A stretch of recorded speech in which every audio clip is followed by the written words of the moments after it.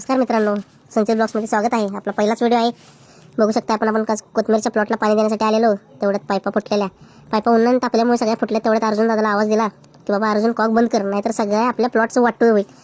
तेवढ्यात खाली बघतो तर काय जाय धूर संकटच. तेवढ्यात आलो घरी तर 10वीचा पेपर झाल्यामुळे पोरांचं सगळं वाटोळ झालं. झाडू बिडू मारायला लागते म्हणल्यावर काय, मग पोरं म्हणली चला पावाय. उन्हात तानाचा आलो केटीव आणून टाकल्या उड्या तर आलो परत वर. म्हणलं एक व्हिडिओ घ्यावा. व्हिडिओ घेता बघा आमचं कसं बॉडी दाखवते. बॉडी दाखवून इकडे बघितलं तर कपडे सगळे काही काढून पडलेले आहेत. तेवढ्यात आलो वांग्याच्या प्लॉटमध्ये. वांग्याचा प्लॉट पिवळा पडलाय. म्हणलं खात जरा खायला देऊया.